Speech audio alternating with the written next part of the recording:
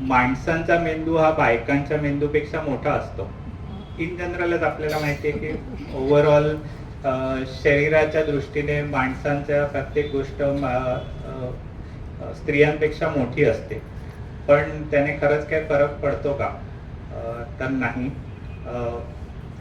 जो मेंदूमध्ये दोन पार्ट असतात, एक ग्रे मॅटर आणि व्हाईट मॅटर. ग्रे मॅटर म्हणजे ज्या मेंदूच्या ज्या पेशी आहेत त्याचं जे महत्त्वाचं जे स्ट्रक्चर असतं, त्याला आपण न्यूरॉन म्हणतो किंवा सेल बॉडी जी असते ती म्हणजे ग्रे मॅटर. आणि जे त्याच्यापासून निघणारे जे मज्जातंतू असतात ते म्हणजे व्हाईट मॅटर. सो महिलांमध्ये ग्रे मॅटर हे जास्त असतं पुरुषांपेक्षा. सो जरी मेंदू पुरुषांचा मोठा असला तरी जे महत्त्वाचं काम करणारा पार्ट आहे तो महिलांमध्ये मोठा असतो.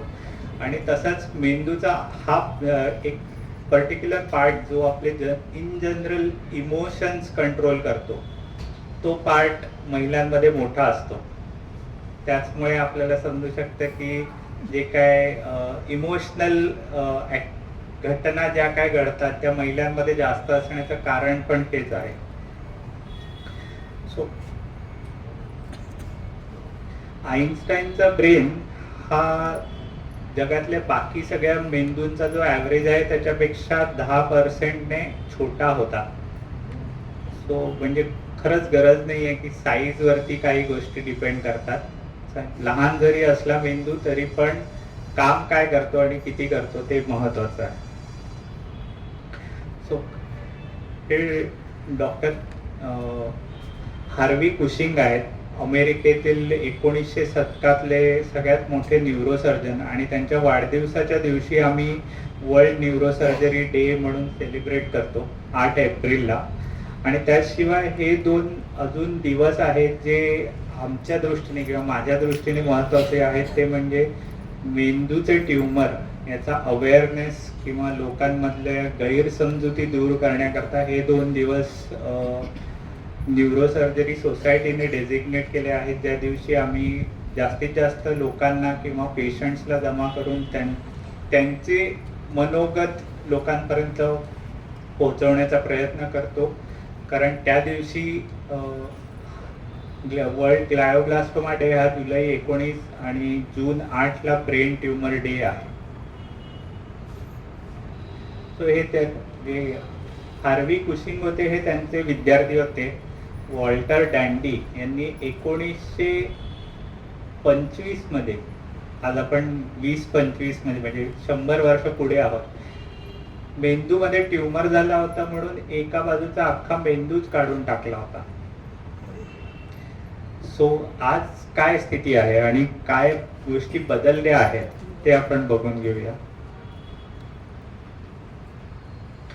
सो जे गैरसमज आहेत ते म्हणजे काही जे कॉमन गैरसमज आहेत, जे प्रश्न मला विचारले जातात ते मी लिहिले आहेत. त्याशिवाय तुम्हालाही काही शंका असतील तर आपण झाल्यावरती नक्कीच त्याच्यावरती बोलूया. सो यातल्या ज्या गोष्टी आहेत त्या मी एक एक करून सांगणार आहे. जनरली पेशंट म्हणजे अशी काय परिस्थिती होईल ज्या वेळेला तुम्हाला डॉक्टरला भेटणं आवश्यक आहे किंवा डॉक्टरला दाखवणं गरजेचं आहे. तर त्यातल्या काही गोष्टी म्हणजे खूप जास्त डोकं दुखतंय, खूप जास्त म्हणजे डोकं सगळ्यांचंच कधी ना कधी तरी दुखतं.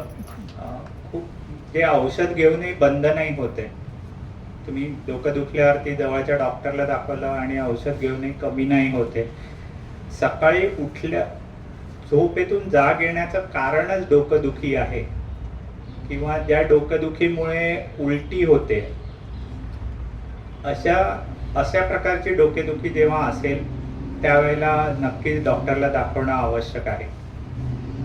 त्याशिवाय दृष्टी कमी झाली आहे किंवा पूर्ण दृष्टी नाही आहे, म्हणजे पूर्ण चित्र दिसत नाही आहे, काही पार्ट दृष्टीचा कमी झालेला आहे,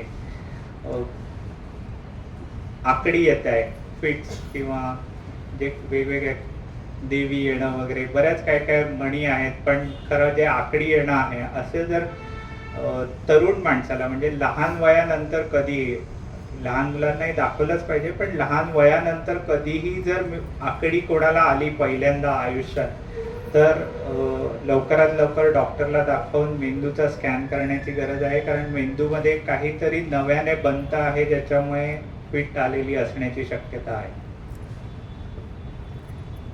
ऐकायला कमी येणं, बोलण्याचं म्हणजे अचानक तोत्र किंवा नीट न बोलू शकणं, शब्दाचा उच्चार खराब होणं किंवा चुकीचे शब्द वापरायला लागणं, असं जर काही होत असेल त्या परिस्थितीतही डॉक्टरकडे दाखवण्याची गरज आहे. आणि हातापायाचा वीकनेस, पॅरालिसिस, हे तर बहुतेक सगळ्यांना लगेचच लक्षात येतं की असं काही असेल तर आपण लगेचच डॉक्टरकडे जातो. सो या कोणत्याही प्रकारचा त्रास असेल तर तुम्हाला लवकरात लवकर डॉक्टरकडे दाखवणं गरजेचं आहे. आता हा की मेंदूचे आजार काही फक्त गरीबच लोकांना किंवा चांगल्याच लोकांना होतात असं काही नाही, मोठे आणि श्रीमंत आणि प्रसिद्ध लोकांनाही होतात. यातले बहुतेक सगळे चेहरे, बरेचसे चेहरे तर नक्कीच माहिती असतील. सीमा देव यांना अल्झायमर्स, ऋतिक रोशन यांना मेंदूमध्ये ब्रेन हॅमरेज झाला होता, त्यांची सर्जरी झाली आहे. हा आपल्या भारताचा हॉकीपटू होता, याला ब्रेन ट्यूमर झाला होता. 1900 साली त्यांनी 2000 मध्ये त्यांनी भारताकरता ऑलिम्पिकमध्ये हॉकी खेळली आहे, पण दुर्दैवाने त्यांच्या ब्रेन ट्यूमरमुळे 2 वर्षापूर्वी मृत्यू झाला. हे इंग्लिश पिक्चरचे हिरो आहेत आणि याला तर ओळखतच आपण सगळे, सलमान खान. त्याला 1 नाही 2 नाही 3 मेंदू रिलेटेड आजार आहेत.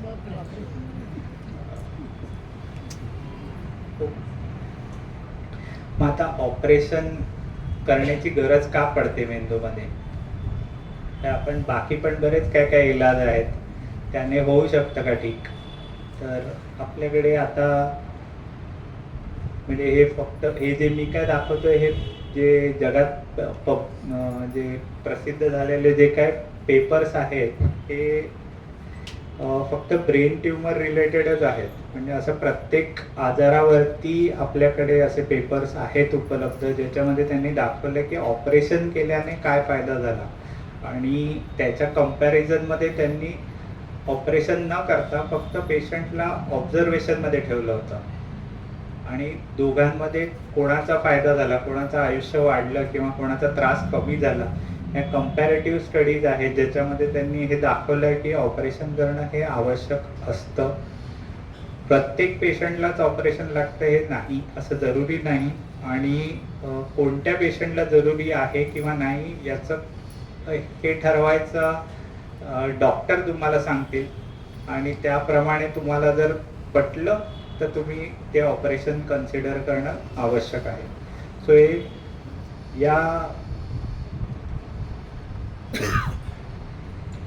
21व्या शतकात काय गोष्टी बदलल्या आहेत.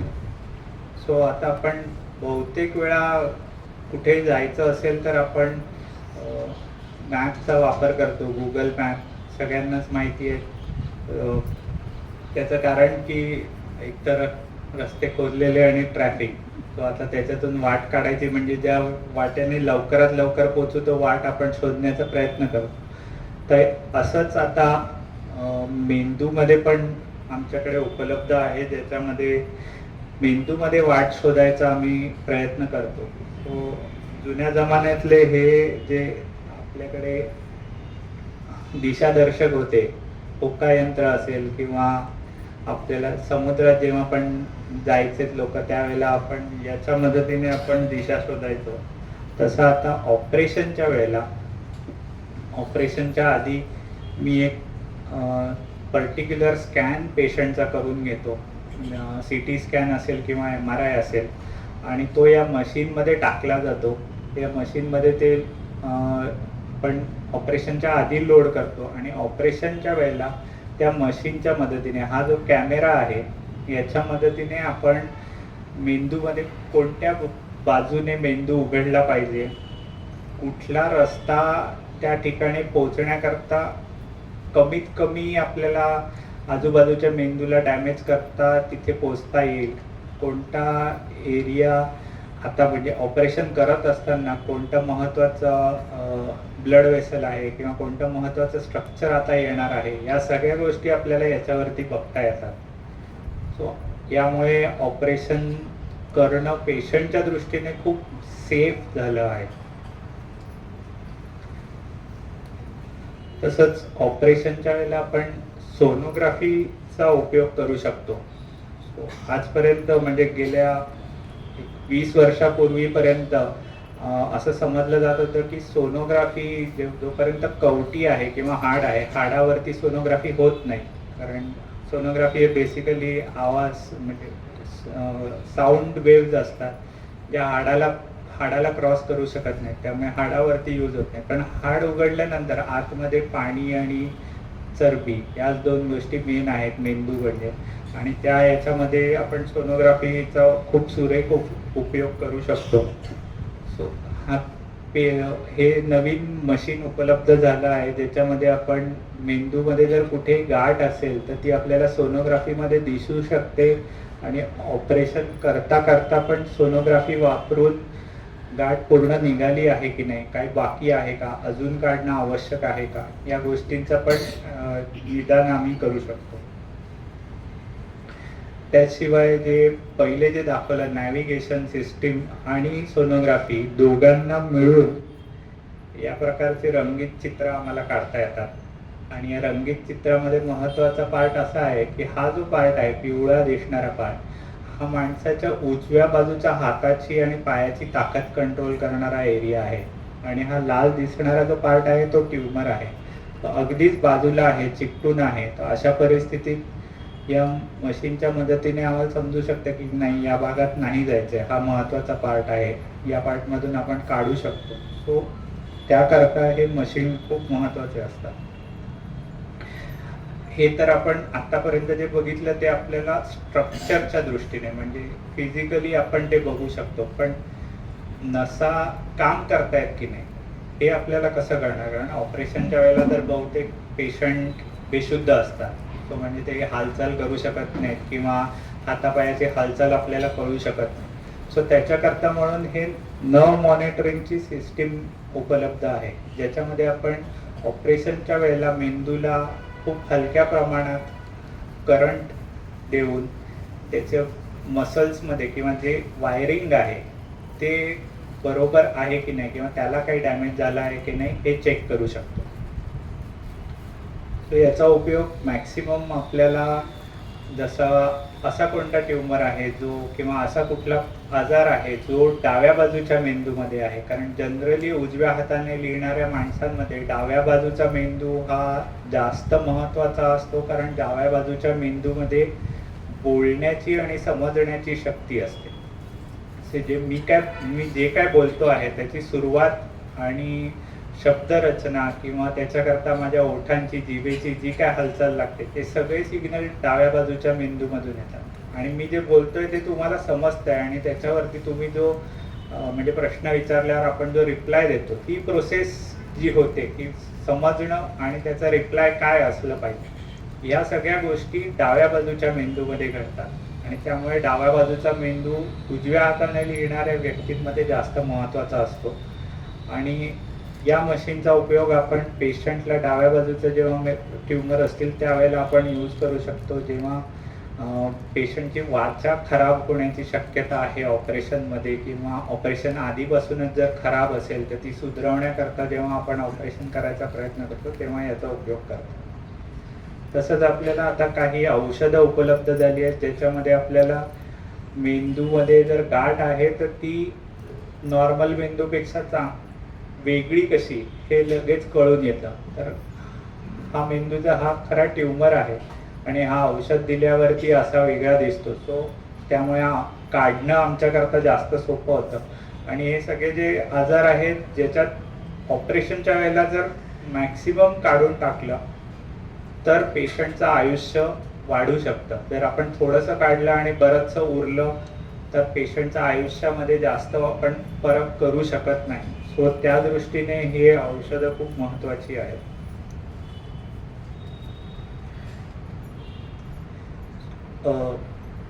देवाच्या कृपेने, स्वामींच्या कृपेने आपल्या मेंदूमध्ये दुखणं नसतं.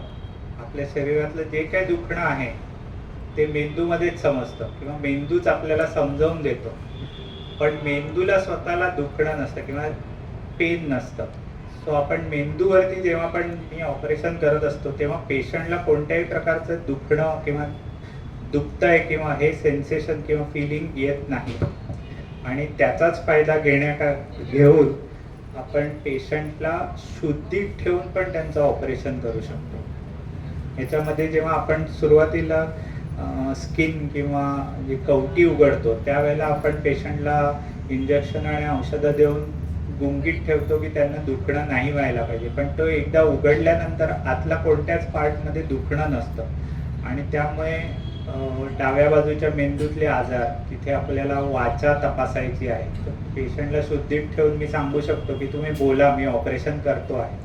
आणि पेशंट समोर एक व्यक्ती बसलेली असेल जे पूर्ण वेळ तपासत असतील आणि त्याच वेळेला मी मेंदूतली गाठ काढणार आणि हे बघत राहणार की त्यांची वाचात फरक पडते आहे का किंवा कमी होते आहे का. तर त्याच्यामध्ये बऱ्याचशा गोष्टी आहेत. जसं उजव्या बाजूच्या मेंदूमध्ये मी डाव्या बाजूचं मेंदूचं महत्त्व सांगितलं, तसं उजव्या बाजूच्या मेंदूमध्ये कला, वाद्य, जे काय आपण शिकतो, गाणी गातात किंवा ह्या सगळ्या गोष्टी किंवा चित्रकला किंवा जे आपण आर्किटेक्चर या सगळ्या गोष्टींचं जे नॉलेज असतं ते उजव्या बाजूच्या मेंदूमध्ये असतं. सो जर माझ्याकडे असा कोण पेशंट आला ज्याला गायनाची सवय आहे आणि त्याला उजव्या बाजूला काही त्रास आहे, तर त्या पेशंटलाही मी सजेस्ट करेन की आपण ऑपरेशनच्या वेळेला तुम्हाला शुद्धीत ठेवून तुम्हाला गाणं म्हणायला लावू आणि आपण चेक करूया की तुमचा तो एरिया डॅमेज होत नाही.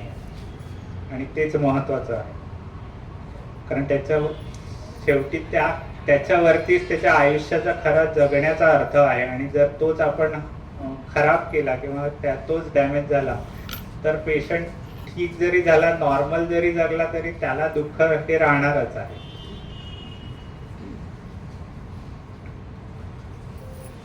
तसंच बिना कुठेही कट करता पण ऑपरेशन करता येतात. म्हणजे मेंदू उघडायचीच गरज आहे असं नाही. तर आता एक व्यक्ती होते ज्यांना पिट्युटरी ग्लँडचा ट्यूमर होता आणि ज्याचे सर्जरी नाकाद्वारे करता येते, जिथे आपल्याला काही कवटी उघडायची गरज पडत नाही आणि नाकातून दुर्बीण टाकून आपण ऑपरेशन करू शकतो. तर हा ऑपरेशनचा काही छोटा पार्ट आहे जो मी मला दाखवतोय.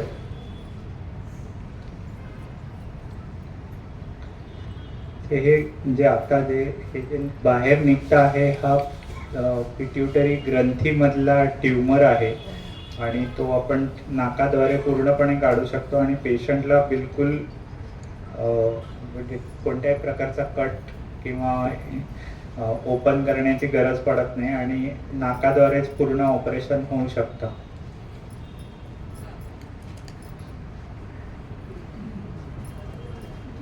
आता काय काय गैरसमज आहेत मेंदूच्या ऑपरेशन बद्दल, त्यातल्या एक एक गोष्टी आपण बघूया की त्या का चुकीच्या आहेत. सो कोणत्याही प्रकारचा मेंदूचा आजार झाला की माझा पेशंट परमनंट बेडवरती जाणार किंवा पॅरालिसिस होणार, उठणार नाही, बोलणार नाही, चालणार नाही. ते असेच एक गृहस्थ होते, माझ्याकडे आले होते. सो त्यांना ब्रेन हॅमरेज झाला होता आणि आपण बघू शकतो त्यांच्या फोटोमध्ये त्यांचा लहानपणापासूनच उजव्या बाजूचा हात अधू होता किंवा जास्त काही काम करण्यासारखा नव्हता आणि त्यांना जो आजार झाला होता तो उजव्या बाजूच्या मेंदूत होता आणि उजव्या बाजूचा मेंदू आपल्या डाव्या बाजूची ताकद कंट्रोल करतो. आणि जो आजार त्यांना झाला होता तो अत्यंत जीवघेणा आजार असतो. तो म्हणजे मेंदूचे रक्ताचे जे पाईप आहेत त्याला जर काही फुगा आलेला असेल आणि तो फुगा जर फुटला, म्हणजे एक कॉमनली ज्यांना ब्लड प्रेशर आहे किंवा खूप स्मोकिंग करतात किंवा खूप जास्त ड्रिंकिंग करतात अशा लोकांमध्ये हा त्रास असू शकतो. त्याशिवाय काही जेनेटिक कारणं पण आहेत. पण उजव्या बाजूच्या मेंदूमध्ये जर रक्तस्राव झाला तर त्यांच्या डाव्या बाजूच्या हातापायाची ताकद जाणार आणि ज्या जंक्शनवरती ते फुगा होता तो रक्ताचा पाईपच ॲक्च्युली त्यांच्या डाव्या बाजूच्या हातापायाची ताकद कंट्रोल करणारा तोच रक्ताचा पाईप होता. म्हणजे त्याच रक्ताने त्यांच्या डाव्या बाजूची ताकद कंट्रोल होत होती. सो त्यांची सर्जरी करून आपण त्या फुग्याला चिमटा लावून तो फुगा बंद केला आणि पेशंट आले त्यावेळेला ते बेशुद्ध होते. डाव्या बाजूचा हातापायाची ताकद कमी झाली होती कारण जे ब्लिडिंग झालं होतं त्याच्यामुळे. पण हे ऑपरेशन करून जेव्हा आता ते तुम्ही बघताय की ते 3 आठवड्यानंतर जेव्हा फॉलोअपला आलेत माझ्याकडे पूर्णपणे नॉर्मल होते. सो ऑपरेशन केल्याने पेशंट खराब होण्यापेक्षा सुधारण्याची शक्यता जास्त आहे.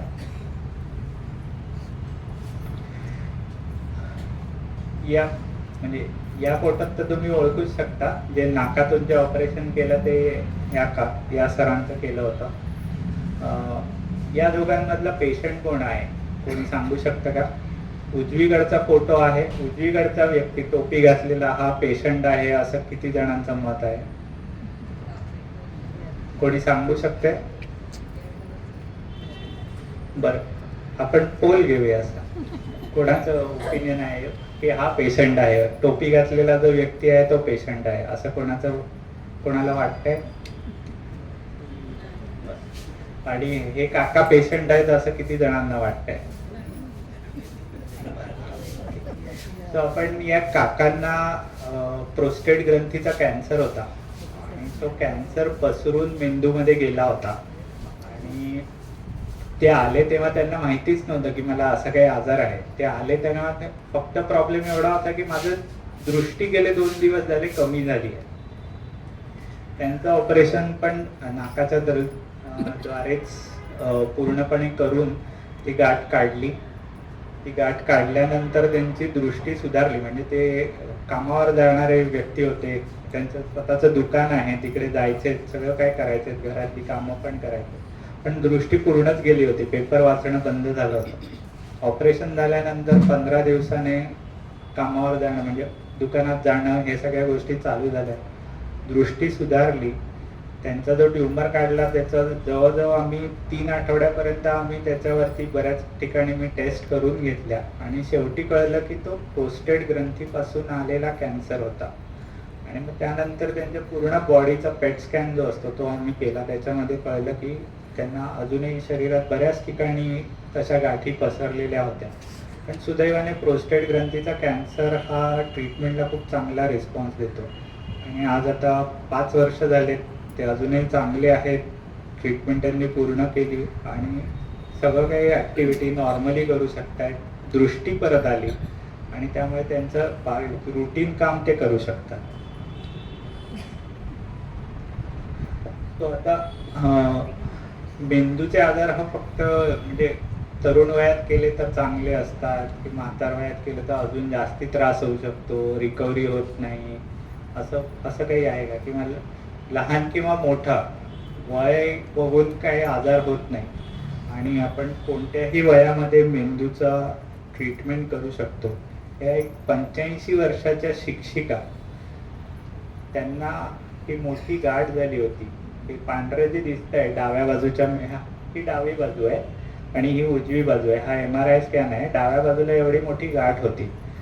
त्या आल्यात, घरचे घेऊन आले, त्या यायला तयारही नव्हत्या. त्या आल्यात, घरच्यांनी सांगितलं की हे असं त्रास आहे. स्कॅन बघून मी सांगितलं की स्कॅन बघताना हा गाठ दिसते आहे. सुदैवाने ही गाठ कॅन्सरची नाही आहे, साधी गाठ आहे आणि ही एकदा काढून टाकली तर परत पुढे काही त्रास होण्याची शक्यता कमी असते, म्हणजे परत येण्याची शक्यता कमी असते.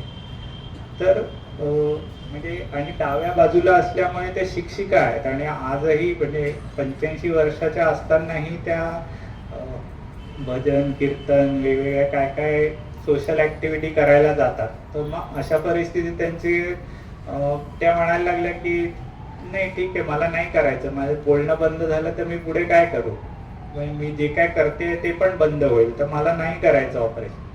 6 महिने त्यांनी नाही म्हणजे आले नाहीत ते परत. 6 महिन्यानंतर त्या स्वतःहूनच आल्या घरच्यांबरोबर आणि त्यांची वाचा ऑलमोस्ट पूर्ण बंद झाली होती. म्हणजे काही शब्दच त्या बोलू शकत होत्या आणि तेव्हा त्यांनी सांगितलं की नाही मला करायचं आहे ऑपरेशन, कारण मला माझं बोलणं परत पाहिजे.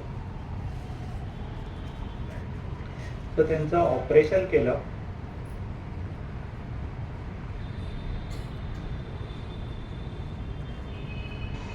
संजीवनी अमृत भोसले, वय वर्ष 86. 9-10 महिन्यापासून माझ्या डोक्यात डाव्या बाजूला मोठे गाठ झाले असून त्यामुळे माझा सो आता त्या 88 वर्षाच्या आहेत आणि अजूनही नॉर्मल त्यांचे जे काय सोशल वर्क आहे, सोशल ऍक्टिव्हिटी आहेत त्या करायला ते अजूनही जातात. की ती मेंदूची गाठ होती जी आपण काढली. हे झालं 85 वर्षाच्या. तशीच ही एक चिमुकली 6 वर्षाची मुलगी माझ्याकडे पुण्याहून आली होती. तिच्या मेंदूमध्ये, छोट्या मेंदूमध्ये ही गाठ झाली होती मागच्या भागामध्ये, आणि त्यामुळे तिच्या मेंदूमध्ये नॉर्मली जे पाणी फ्लो होत असतं ते पाण्याचा रस्ताही बंद झाला होता आणि त्यामुळे तिला चालणं कठीण झालं होतं. सारखी उलट्या करत होती आणि प्रेशर वाढल्यामुळे तिची म्हणजे गुंगीत असायची किंवा ती दृष्टी पण कमी झाली. याचं आपण मी ऑपरेशन केलं. त्या ऑपरेशन नंतर तिला आपण किमो आणि रेडिओथेरपी जे पार्ट असतो ट्रीटमेंटचा तोही पूर्ण केला. 1 वर्षानंतर ट्रीटमेंट पूर्ण केल्यानंतर मागच्या दिवाळीला ती मला हे ग्रीटिंग कार्ड बनवून घेऊन आली होती. आता ती शाळेत जाते आणि नॉर्मल शिक्षक शाळेत जाते, नॉर्मल शिकते आहे आणि तिच्या घरच्यांनी सांगितल्याप्रमाणे इव्हन तिचा शाळेतला परफॉर्मन्स पण नॉर्मल आहे. सो ऑपरेशन केल्याने पेशंट खराब होण्यापेक्षा, आणि हा अशा प्रकारचा ट्यूमर आहे की ती नॉर्मल आयुष्य जगू शकते ट्रीटमेंट केल्यामुळे. सो डेफिनेटली वय हा आपला क्रायटेरिया ठरू शकत नाही की ट्रीटमेंट करायची का नाही.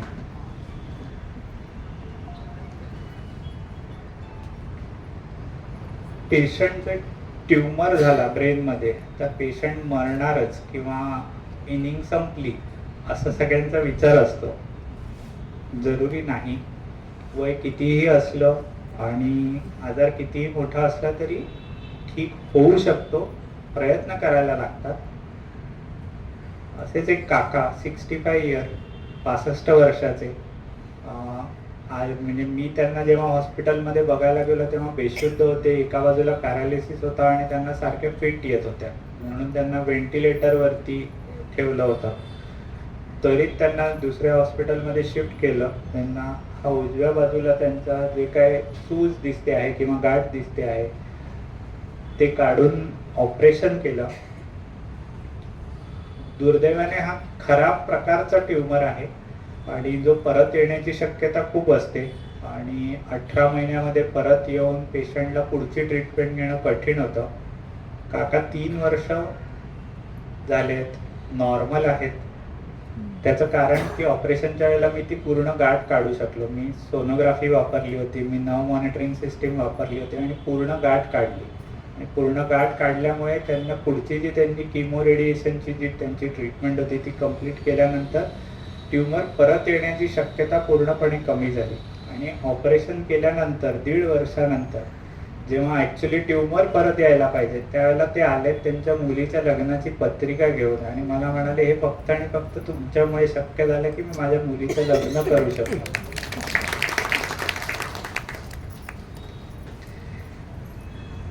त्याही अशाच एक बाई होत्या 35 वर्षाच्या, कोकणातून आल्या होत्या. 4 औषधं घेत होत्या कारण त्यांना सारखी आकडी यायची. दिवसातून एक तरी आकडी यायचीच यायची. 4 औषधं चालू असताना बऱ्याच ठिकाणी पेरल्या पण कोणाला कळलं नव्हतं. त्यांच्या मेंदूमध्ये हा छोटासा ट्यूमर होता आणि हा ट्यूमर अशा प्रकारचा आहे की त्याच्यामुळे फिटच येतात, म्हणजे दुसरा काहीच त्रास होत नाही. पेशंटला फक्त फिट येतात किंवा आकडी येते. त्यांचं ऑपरेशन केलं. आता 3.5 वर्ष झालेत.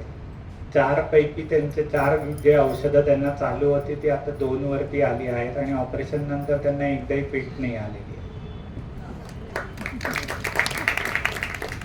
ही अशीच अजून एक चिमुकली आपल्या डोंबिवलीतलीच आहे.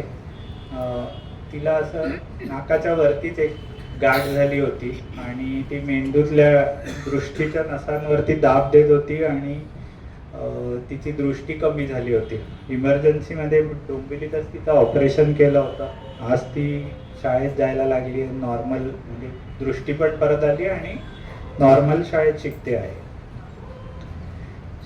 मेंदूचे आजाराशिवाय मणक्याचे आजार सगळ्यात पहिली गोष्ट जी मला प्रत्येकाला सांगायची आहे, ती प्रत्येकाने दुसऱ्यांना सांगायला हवी की सगळ्यांना तुम्ही का 100 पेशंटमधले 80 पेशंट स्पाईनचा प्रॉब्लेम असेल, मणक्यांचा प्रॉब्लेम असेल तर त्यांना ऑपरेशन लागत नाही. हा जो गैरसमज आहे की आम्ही डॉक्टरकडे गेलो की तो आम्हाला ऑपरेशन सांगणार, हा प्लीज काढून टाका. 100तल्या 80 पेशंटला, आणि हे आमच्या पुस्तकांमध्ये पण लिहिलेलं आहे की 100तल्या 80 पेशंटला ऑपरेशनची गरज पडत नाही. जे 10 पेशंट त्याच्यानंतरचे असतील त्यांना आपण औषधं आणि गरज लागली तर आपण काही स्पेसिफिक इंजेक्शन मणक्याच्या बाजूला आपण इंजेक्शन देऊन त्यांचा त्रास दूर करू शकतो आणि त्यांचंही ऑपरेशन टाळू शकतो.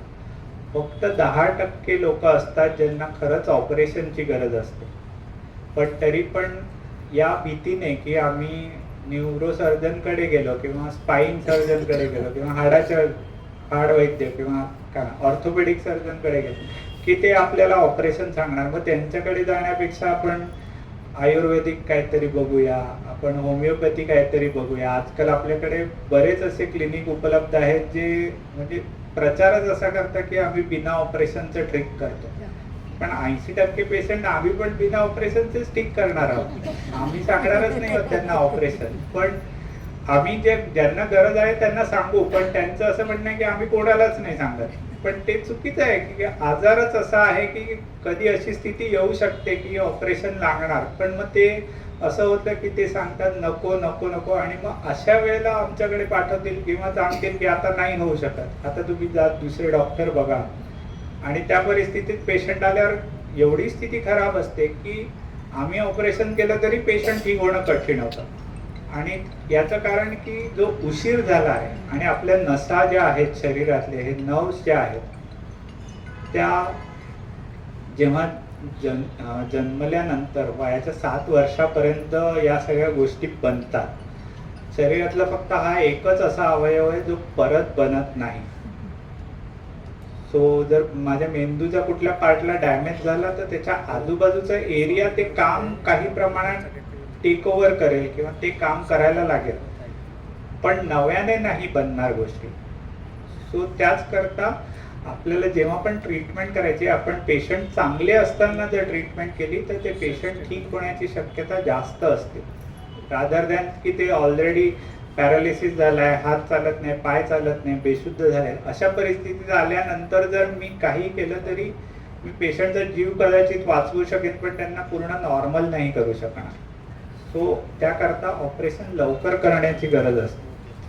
तर स्पाईन सर्जरी आपल्याला भीती असते की किती म्हणजे का करू का नको करू, त्याने पॅरालिसिस होईल, मी अंथरुणात राहीन. हे सगळे दिग्गज आहेत, यांची नावं तर आपल्या सगळ्यांनाच माहिती आहे आणि या सगळ्यांची स्पाईन सर्जरी झालेली आहे. या सगळ्याच लोकांची स्पाईन सर्जरी झालेली आहे.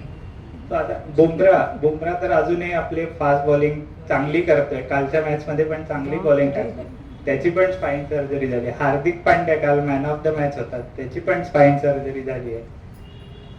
आपले पूर्वीचे मुख्यमंत्री, आणि त्यांची जेव्हा सर्जरी झाली तेव्हा ते आय थिंक त्याच वेळेला ते मुख्यमंत्रीच होते, तर कोविड काळामध्ये झाली होती. आज आपल्याला माहिती आहे अजूनही ते प्रचार करतायत, आता पुढच्या निवडणुकांकरता. आपले रक्षा मंत्री. सो असं नाही आहे की स्पाईनचं ऑपरेशन केल्याने पेशंट खराब होणार आहे. मोठे मोठे खेळाडू पण स्पाईन सर्जरी करून परत खेळू शकतात. म्हणजे खेळण्याकरता तर जो फिटनेस लागतो तो आपल्याला गरज असलेल्या फिटनेस पेक्षा खूप वेगळ्या लेवलचा आहे, आणि ते जर ते त्या लेवल पर्यंत पोहोचू शकतात तर नक्कीच आपण नॉर्मल आयुष्य तर डेफिनेटली रिकवर करू शकतो. सो स्पाईन ऑपरेशन नंतर माझ्या पेशंटचे पाय निकामी होतील हा जो गैरसमज आहे ते असेच एक काका गणपतीच्या वेळेला झाले त्यांना आता ऑलमोस्ट 3 वर्ष झाले, काय कोकणामध्ये गणपती उचलून काहीतरी घरी नेत होते, त्यावेळेला ते पडलेत, पाठीचा मणका फ्रॅक्चर झाला. तिकडे 2 दिवस होते. त्याच्यानंतर कल्याणला आले. कल्याणला आल्यानंतर त्यांचं ऑपरेशन केलं मी. पण आले त्यावेळेला पाय पूर्णपणे गेलेले होते, लघवी संडास समजत नव्हतं, नळ्या टाकलेल्या होत्या लघवी करता. त्यांचं ऑपरेशन केल्यानंतर 6 महिन्यानंतर चालत परत आले. वॉकरच्या मदतीने चालू शकतात, बिना वॉकरचे पण चालू शकतात. लघवीचा पाईप निघून गेला, लघवी संडास सगळं काही समजतं आहे. सुदैवाने ते जे लवकर पोचलेत, त्यांचं वेळेत ऑपरेशन होऊ शकलं आणि ते पूर्ण रिकवर झाले. त्यांच्या मणक्यामध्ये स्क्रू आणि रॉड लावून आपण त्यांचं जे हाड तुटलं होतं त्याला आपण फिक्स केलेलं आहे आणि आता ते नॉर्मल ॲक्टिव्हिटी करतायत.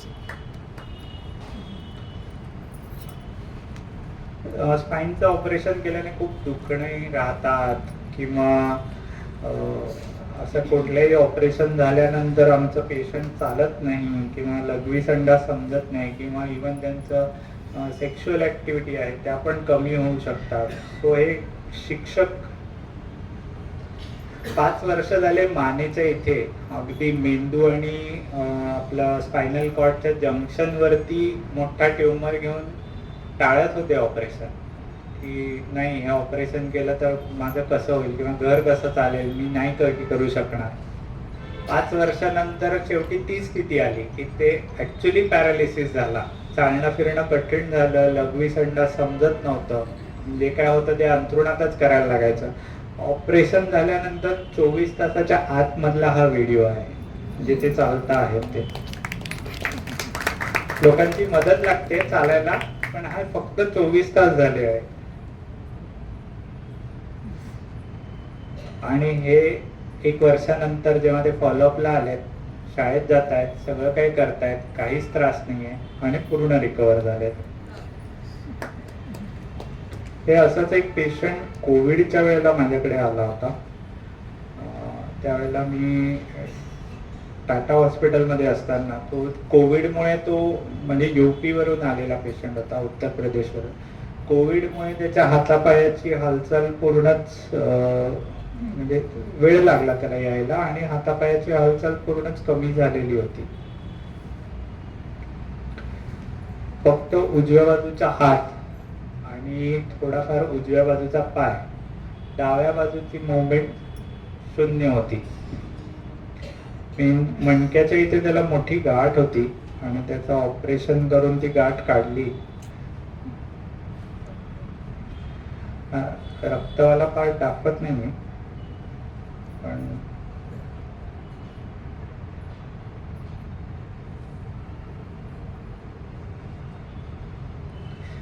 ऑपरेशन झाल्या जेव्हा ICU मध्ये ते आले, हा त्यावेळेचा व्हिडिओ आहे.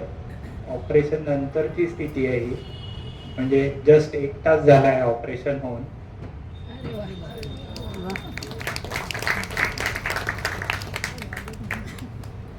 सो पेशंट खराब होण्यापेक्षा चांगला होऊ शकतो.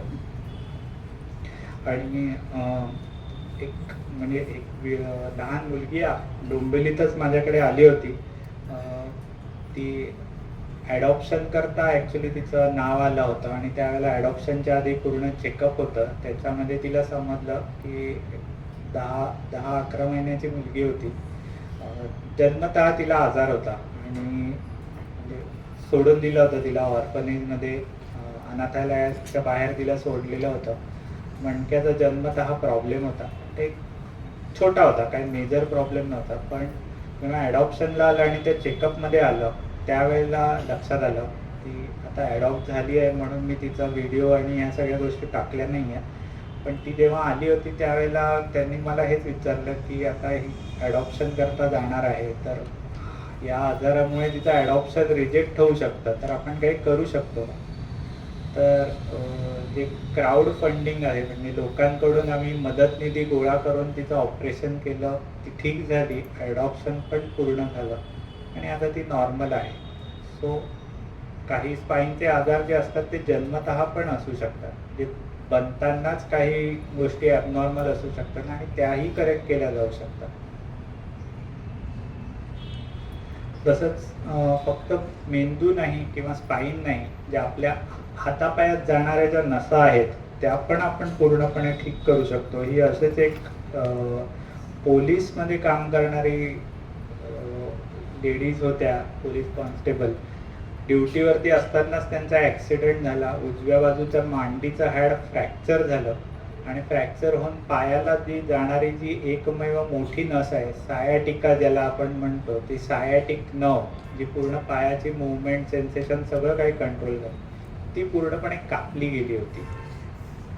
आणि हे जे आहे आता आपल्याला ही जी दिसते, ही कापलेली ती नर्व आहे. हा वरचा एक तुटलेला तुकडा आहे, हा खालचा तुकडा आहे. हे मधलं कनेक्शन पूर्ण गायब आहे, कारण ते तुटल्यानंतर ती मागे खेचली गेली, रबर बँड सारखं मागे गेलं आणि त्यामुळे ते पायाची पूर्ण हालचाल गेली होती. तिला त्याच पायाची दुसरी एक नस काढून ते पूर्ण कनेक्ट केलं. हे असे केबल ग्राफ्ट म्हणतो आम्ही त्याला, आणि तशा 4 केबल लावून ते कनेक्ट केलं.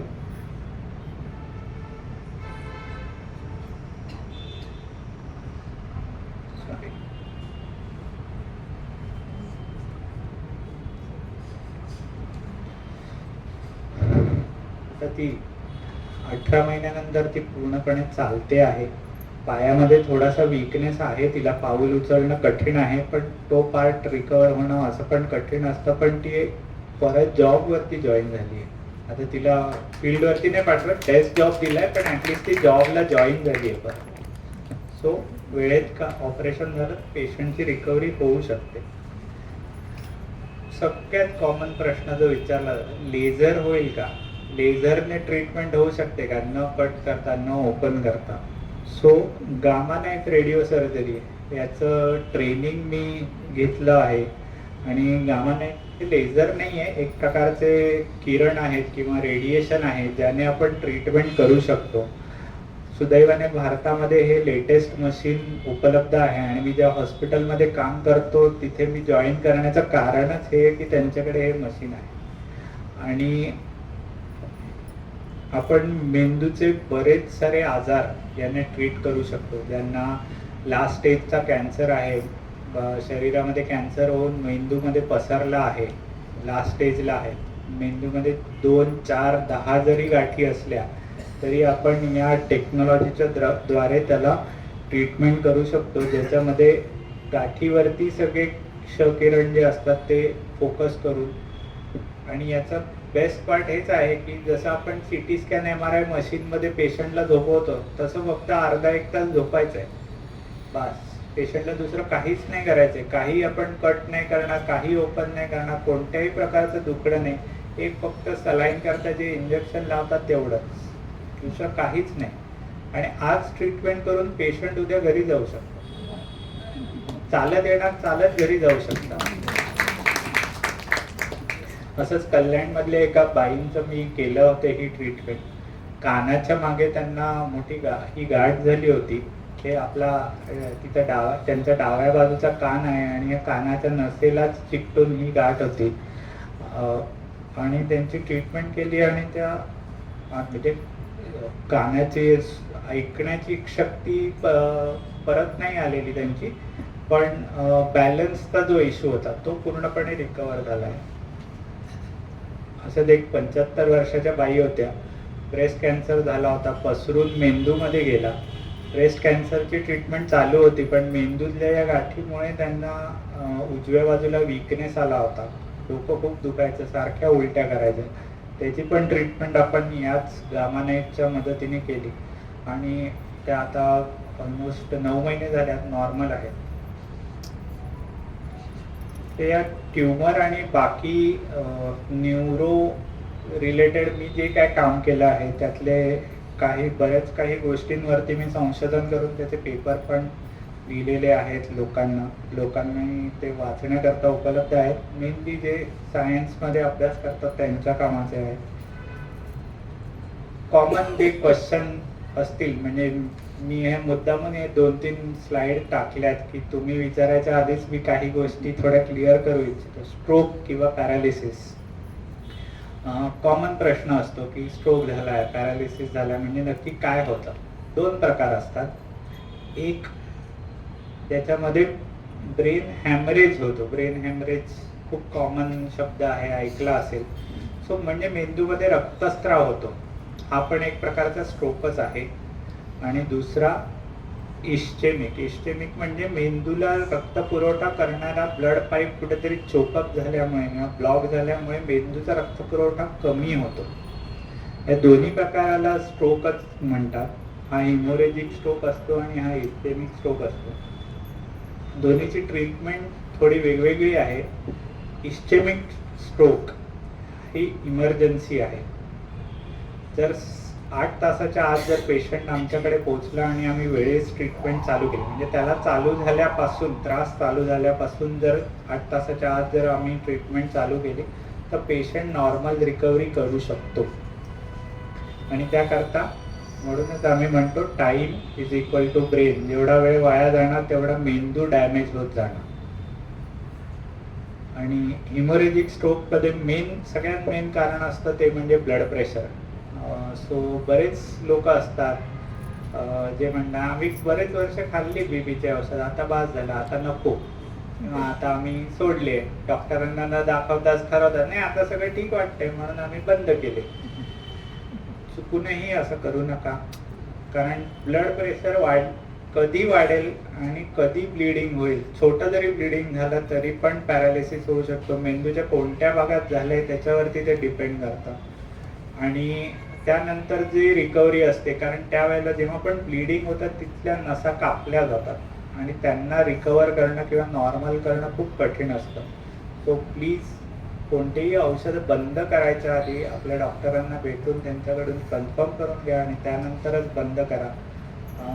बीपी आणि शुगर हे 2 आजार असे आहेत जे जनरली एकदा झाले की जात नाहीत. माधवबाग आहे मला येऊन विचारायला की तुम्ही असं कसं सांगता, पण असे बरेच गोष्टी आहेत ज्याच्या मागे एवढ्या वर्षाच्या अभ्यासामध्ये आम्हाला हेच कळलं आहे. मलाच काय पूर्ण सायन्स फील्ड सांगताय की हे असे काही आजार आहेत जे जात नाहीत, ज्याच्याकरता औषधं घेणं आवश्यक आहे आणि नाही घेतली तर त्याचे अपाय बऱ्याच साऱ्या अवयवांवर होऊ शकतात.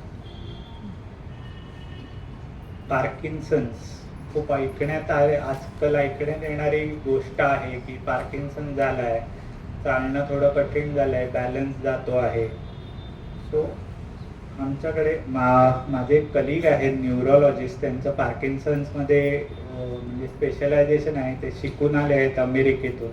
सो हे असेच एक पेशंट आले होते ज्यांना चालणं पण कठीण होतं, म्हणजे काहीच करणं त्यांच्याकरता कठीण होतं. खूप उशिरा आलेत ॲक्च्युली ते. एक बेसिक गोष्ट म्हणजे पार्किन्सन्स हा आजार मेनली आपण औषधाने ट्रीट करतो. काही डोक्यामधलं डोपामिन कमी झाल्यामुळे हा आजार होतो आणि त्याच्याकरता आपण बाहेरून औषधं देतो डोपामिन नॉर्मल करण्याकरता. तर ती जर लेवल जोपर्यंत नॉर्मल रेंजमध्ये राहते तोपर्यंत पेशंटची ॲक्टिव्हिटी परत नॉर्मल होऊ शकते. पण त्या गोष्टी आपल्याला म्हणजे त्या गोळ्या आपल्याला फ्रिक्वेंटली द्याव्या लागतात पेशंटला. पण एक वेळ अशी येते की बाहेरून दिलेल्या औषधांचे साईड इफेक्ट व्हायला लागतात आणि पेशंटची रिकव्हरी होत नाही, रादर त्यांना त्रास व्हायला लागतो. आणि त्या परिस्थितीमध्ये आपण मेंदूमध्ये इलेक्ट्रोड टाकू शकतो, त्याला डीप ब्रेन स्टिम्युलेशन किंवा DBS असं म्हणतात. तर ते इलेक्ट्रोड आपण आतमध्ये टाकून पेशंटच्या छातीमध्ये एक बॅटरी लावतो. त्या बॅटरीमधून त्या इलेक्ट्रोडला मधून एक करंट जात असतो आणि त्यामुळे ते डोपामिनची ॲक्टिव्हिटी परत रिस्टोर होते. आणि हा पेशंट आता तुम्ही बघताय ऑपरेशन नंतर त्यांचं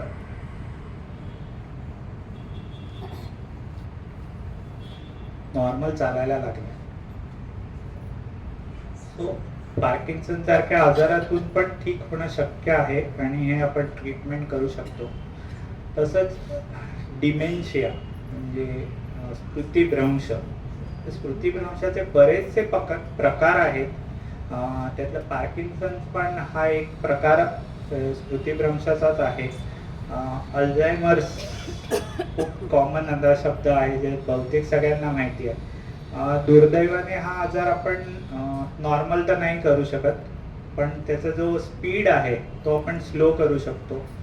आणि बऱ्याचशा गोष्टी आहेत ज्या आपण ही स्टेज येऊ नये म्हणून याच्याकरता आजपासूनच करू शकतो. ते म्हणजे एक म्हणजे वाचन, योगा, विविध भाषा किंवा नवीन नवीन गोष्टी शिकणं. या गोष्टी शिकण्यामुळे मेंदूत नवीन सर्किट बनतात, नवीन कनेक्शन बनतात, ज्याच्यामुळे जे वयानुसार, जसं मी सांगितलं की 7 वर्षानंतर, वयाच्या 7 वर्षानंतर मेंदू बनत नाही, घटतच जातो आणि तो मरेस्तोवर घटतच असतो. सो तो स्पीड आहे तो आपण कमी करू शकतो. आणि तो स्पीड कमी करण्याकरता आपल्याला काहीतरी बुद्धीला चालना देण्याची गरज आहे. त्याच्याकरता म्हणून वाचन, तुम्ही कोणत्याही नवीन गोष्टी शिकू शकत असाल किंवा इंटरेस्ट असेल त्या गोष्टी केल्या तर त्याच्यामध्ये याचा स्पीड स्लो होतो आणि या गोष्टी आपण टाळू शकतो. त्याशिवाय बरेच काही औषधं पण उपलब्ध आहेत ज्याने त्याचा स्पीड कमी करता येतो.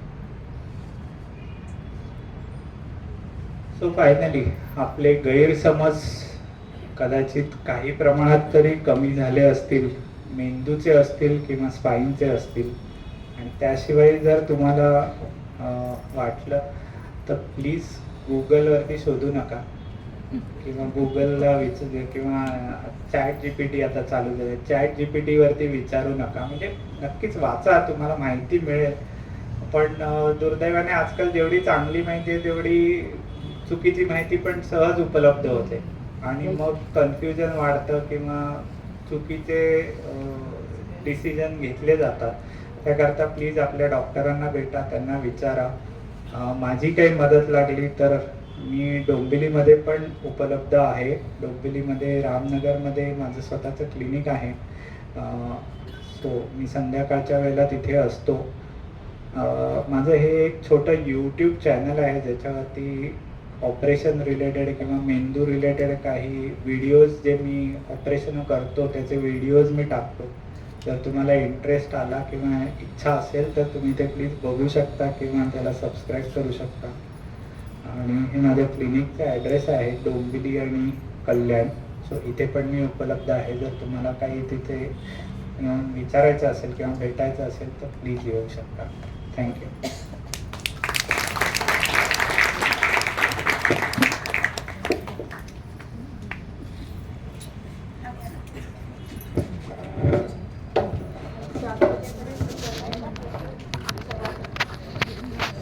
माझाच एक प्रश्न आहे डॉक्टर. मेंदूत काही प्रॉब्लेम असेल तर कानात बहिरेपणा येतो का किंवा कान कोमात जाऊ शकतो का? कान तर कोमात नाही जात, म्हणजे कोमात गेला तर माणूसच जातो. कान कोमात जातो म्हणजे बोलण्याची पद्धती असू शकते ती, पण ते म्हणजे तसं खरं होत नाही. हा कान खराब होऊ शकतो. जसं मी ते एक बाई होत्या ज्यांना कानाच्या मागच्या नसेवरती गाठ झाली होती आणि ती गाठ झाली की दुर्दैवाने कानाची नस ही आपल्या केसा एवढी पातळ असते किंवा त्याहूनही पातळ असते आणि त्याच्यावरती कुठल्याही प्रकारचा दाब आला किंवा छोटी जरी इजा झाली तरी ती काम खराब होतं तिचं.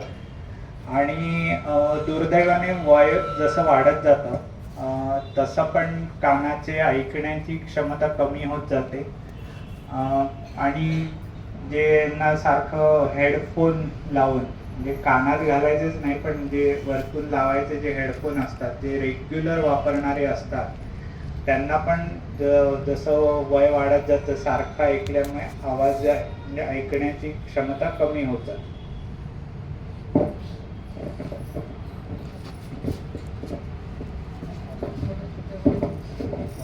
ऑटोइम्युन विकार आहे त्याच्यामुळे ऑटोइम्युनिटी त्याच्यामुळे मेंदूवर व याच्यावर परिणाम होऊ शकतो का? सो ऑटो इम्युन विकार म्हणजे थोडक्यात सांगायचं म्हणजे आपलं शरीरच आपल्या विरुद्ध काम करतंय. इम्युनिटी तर आपल्या सगळ्यांमध्येच आहे. कोणताही आजार झाला की आपण औषधं गोळ्या खातो, पण शरीराची इम्युनिटी शेवटी म्हणजे आपली रिकव्हरी करतं. इम्युनिटी म्हणजे रोग प्रतिकार शक्ती. सो जेव्हा ती रोग प्रतिकार शक्ती आपल्या शरीरालाच ओळखत नाही आणि असं समजते की हे नॉर्मल नाही आहे, काहीतरी ॲबनॉर्मल आहे. नॉर्मलच शरीराचा पार्ट असतो, पण ते समजतं की ॲबनॉर्मल आहे आणि जेव्हा त्याच्यावरती अटॅक करतो तेव्हा ऑटो इम्युन आजार होतात. बरेचसे प्रकार आहेत त्याच्यामध्ये.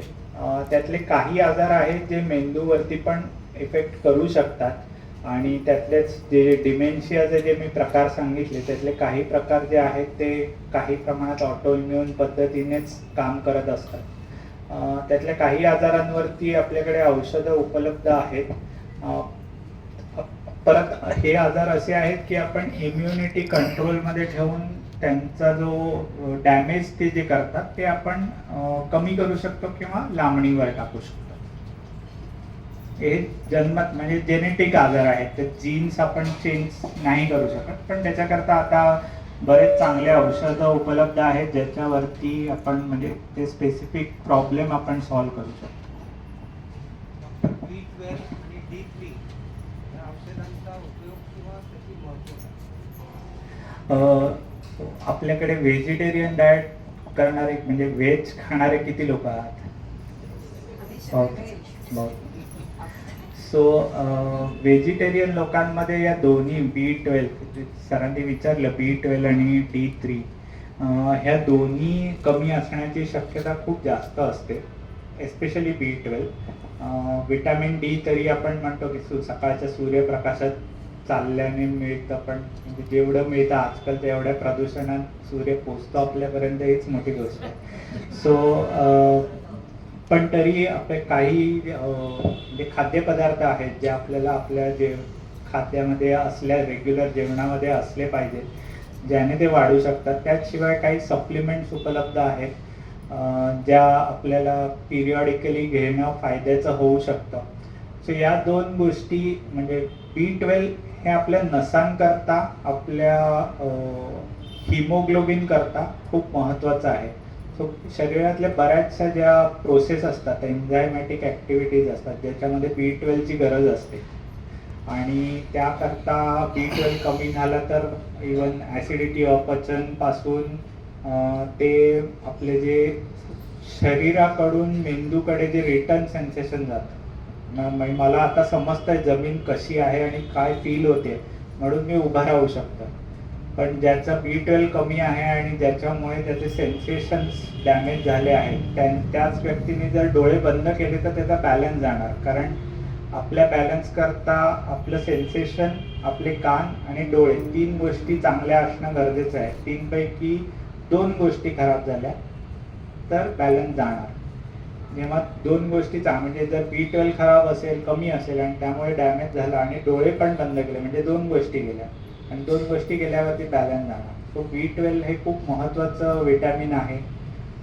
त्याच्यामुळे आपले सेन्सेशन आणि नर्व्हच्या ॲक्टिव्हिटी बऱ्यापैकी नॉर्मल राहतात. वेल D3 जे आहे ते कॅल्शियम करता महत्त्वाचं आहे. सो आपल्या हाडांची मजबूती, एस्पेशली लेडीजमध्ये वाढत्या वयामध्ये कॅल्शियम आणि D3ची कमी होऊन हाडं ठिसूळ होतात, सहज फ्रॅक्चर होतात, थोडा जरी मार लागला तरी जास्त दुखतं किंवा जनरलच संधिवात किंवा हाडं दुखणं हा जो त्रास होतो वाढत्या वयानुसार त्याच्याकरता बऱ्याच प्रमाणात कॅल्शियम आणि विटॅमिन D3च्या सप्लिमेंटमुळे तो त्रास कमी होऊ शकतो. एक प्रश्न असा आहे की ब्रेन ट्यूमर जर झाला तर लोक म्हणतात की 70% फक्त ट्यूमर दूर केला जातो, 30% राहतोच. तर याच्या बाबतीत सत्य काय? सो ब्रेन ट्यूमरमध्ये जसं मी मगाशी म्हटलं 2 प्रकार असतात. एक म्हणजे बेनाईन म्हणजे हळूहळू वाढणारा किंवा जो कॅन्सर नाही आहे आणि दुसरा जो आहे तो कॅन्सरस आहे. आपल्या शरीरातले कोणतेही ट्यूमर जनरली या 2 मेजर प्रकारांमध्ये फिट होतात.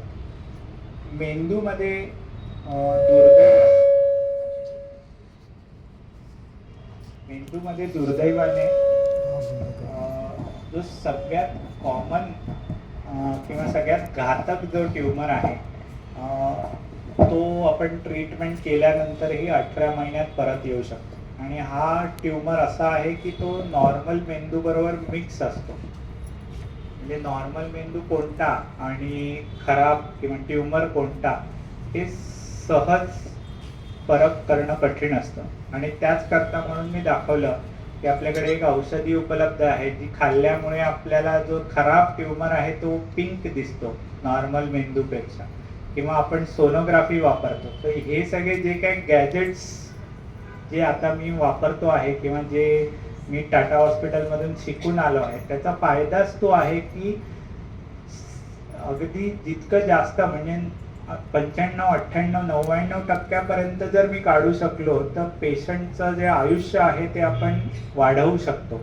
आणि जर आपण जसं तुम्ही म्हणाला 70% जर आपण काढला आणि 30% उरला तर ॲक्च्युली मग त्या परिस्थितीमध्ये आपण किती ट्रीटमेंट केली तरी खूप लवकर परत येणार. म्हणजे सोपं उदाहरण म्हणजे आपण 100चं सैन्य आहे त्यातलं आपण 70 मारलेच आणि 30 उरले आहेत. तर 30 विरुद्ध लढणं खूप कठीण आहे. रादर जर एकच उरला आहे तर तसंच आहे की ते आपण त्यांच्या विरुद्ध लढा लढतो आहे आणि आपल्याला मॅक्सिमम काढायचं आहे. आणि याच करता म्हणून ह्या सगळ्या गोष्टी आपण म्हणजे मी या सगळ्या गोष्टींचा वापर करून ऑपरेशन करतो की मला माझ्या पेशंटचा मॅक्सिमम ट्यूमर काढता येईल. त्यांची ॲक्टिव्हिटी पण नॉर्मल राहील.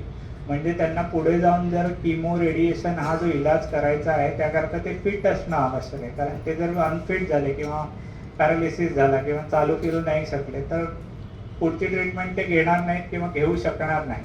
तर त्याकरता म्हणून आपल्याला चांगली सर्जरी करणं तेवढं आवश्यक आहे.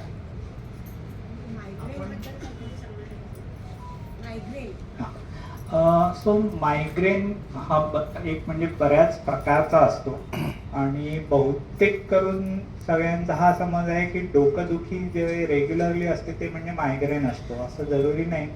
सगळ्यात पहिले एकच डोळ्याचा नंबर चेक करणं आवश्यक आहे. चष्म्याचा नंबर बदललेला असू शकतो ज्याच्यामुळे डोकं दुखू शकतं. सर्दी असू शकते. सायन्युसायटिसचा त्रास असतो त्याच्यामुळे पण डोकं दुखतं.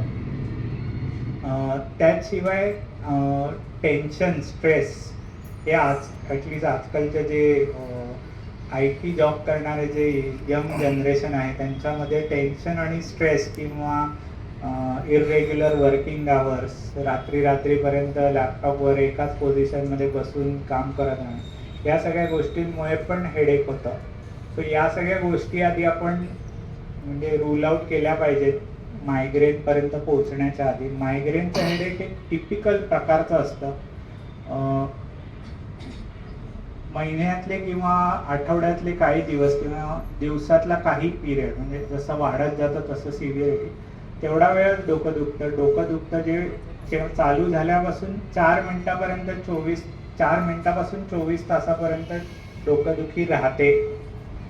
जेव्हा डोकं दुखतं ते युजली एका बाजूला डोकं दुखतं आणि त्या डोकं दुखण्याबरोबर बऱ्याच वेळा म्हणजे बऱ्याच पेशंट्सला आधीच माहिती असतं की म्हणजे त्यांना कळतं की नाही आज कदाचित डोकंदुखी येऊ शकते किंवा आज त्रास होऊ शकतो किंवा आज बरं नाही वाटत. सो ते आधीपासूनच त्यांना एक माहिती झालेली असते. आणि त्या क्षणी जर आपण म्हणजे काही औषधं आहेत जे आपण त्याच वेळी जेव्हा डोकंदुखी चालू होते त्याच वेळेला जर औषध घेतलं तर ते हेडेक बऱ्यापैकी कंट्रोलमध्ये येतं किंवा त्याची सिव्हिअरिटी तेवढी राहत नाही. आणि या मायग्रेनच्या काही प्रकारांमध्ये पेशंटला उजेड बघणं त्रासदायक होतं, आवाज ऐकणं त्रासदायक होतं. म्हणून बहुतेक वेळा झोपून राहणं किंवा अंधारामध्ये राहणं या गोष्टी प्रिफरेबल असतात. उलटी खूप जास्त होते. तो हे सगळे मायग्रेनचे सिम्पटम आहेत. मायग्रेन हा असा आजार आहे की ज्याच्याकरता तुम्हाला पथ्यपाणी आणि थोडं तुमचं रेग्युलर जे शेड्यूल आहे ते जर तुम्ही नीट ठेवलं तर तुम्ही मायग्रेनचा त्रास नक्कीच कंट्रोलमध्ये ठेवू शकता. सर एक प्रश्न असा आहे की वय आपलं झालं की आपण म्हटलं हे होणारच.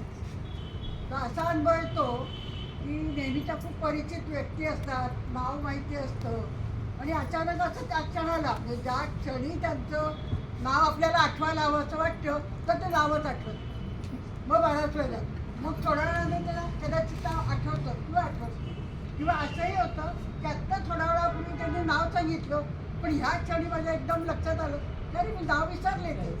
बरोबर. हा वयाचा परिणाम आहे का हा आणखी कुठे कनेक्ट नाही केला मला पण होता काळजी नका हो. बहुतेक त्यांचं एक उत्तर देऊ. सो आपल्या मेंदूमध्ये जी मेमरी म्हणजे जी स्मरणशक्ती जी आपण म्हणतो ती वेगवेगळ्या प्रकारात असते आणि मेंदूच्या वेगवेगळ्या भागामध्ये स्टोअर केली जाते. काही पार्ट असतो जो इमिजिएट असतो म्हणजे आत्ता केलं आणि मेंदूमध्ये गेलं आणि त्यानंतर ते त्या पार्टमध्ये राहतं पण ते परमनंट झालेलं नाही आहे तिथे अजून. ज्याच्याकरता म्हणून सगळे शिक्षक सांगतात की तुम्ही वाचा, तुम्ही तेच जे वाचताय ते लिहून पण काढा किंवा तुम्ही रिव्हिजन करा, उजळणी करा. सो जेवढ्या जास्ती वेळा करणार तेवढ्या मेंदूतले ते सर्किट जे बनलेले आहेत ते स्ट्रॉंग होत जातात किंवा ते रिपीटेडली ते ॲक्टिवेट होतात आणि त्यावेळेला ते परमनंट रजिस्टर होतात. जसं आता कदाचित मुलांचं नाव तुम्ही नाही विसरणार किंवा नवऱ्याचं नाव नाही विसरणार कारण रोजच आहे ना, माहिती आहे, रोजच भेटतात, रोजच नाव घेतात त्यांचं. पण नवीन व्यक्तीचं कधी कधी आपण विसरतो आणि म्हणजे एक दोन वेळा असं झालं म्हणजे आपल्याला काही त्रास झालाय असं नाही.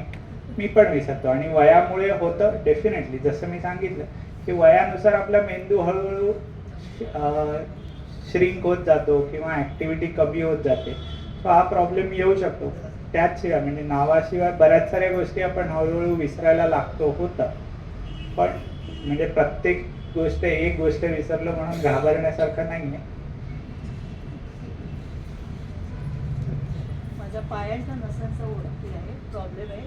मला 20 वर्षाला डायबिटीस आहे.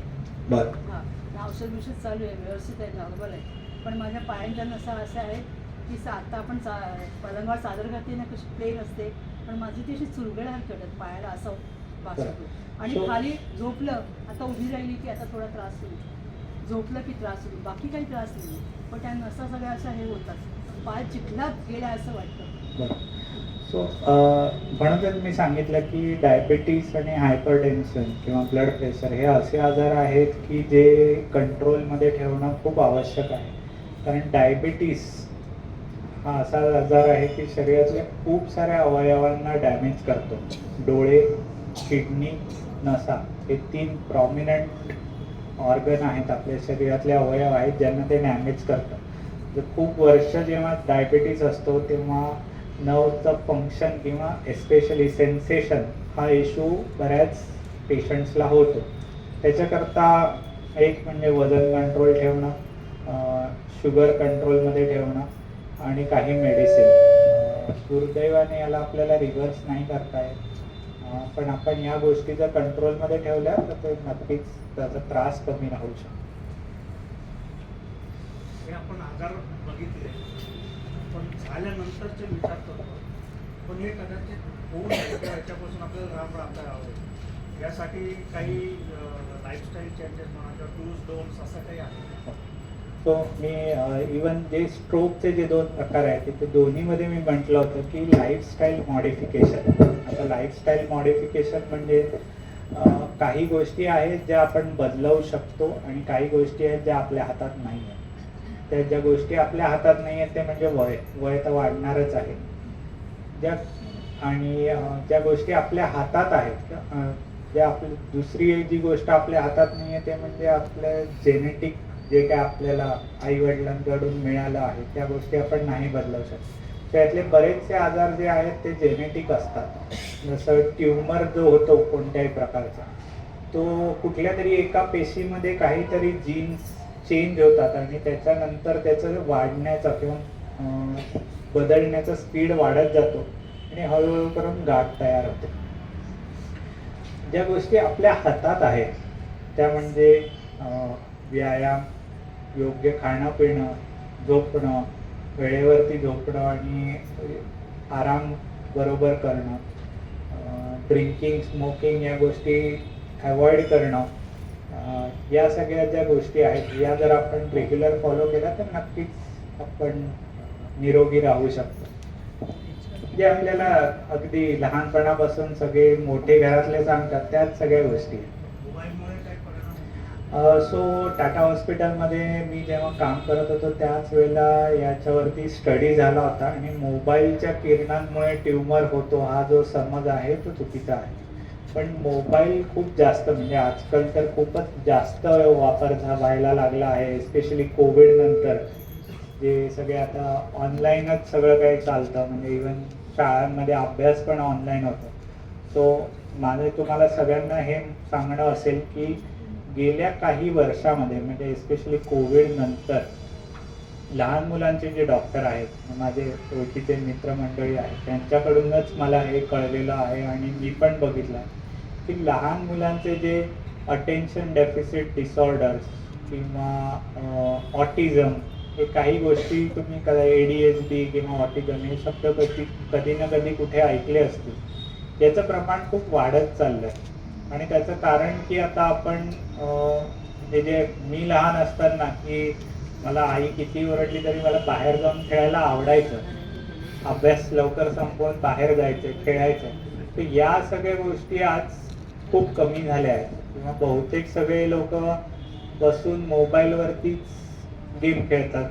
मुलं पण आजकाल शाळा झाल्यावरती घरी येऊन अभ्यास पण ऑनलाईन, मग लगेच टॅबलेट घेऊन काहीतरी त्याच्यावरतीच गेम खेळणार. या सगळ्या गोष्टींमुळे एक तर व्यायाम होत नाही, त्याशिवाय कॉन्स्टंटली तो लाईट बघणं याच्यामुळे पण या सगळ्या गोष्टींमुळे हे आजार आता वाढायला लागले आहेत.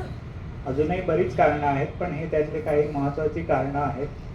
आणि या सारखं स्क्रीनमुळे किंवा स्क्रीन टाईम जो एक्सेस झाला आहे त्याच्यामुळे इवन स्ट्रोकचं प्रमाण पण वाढलं आहे.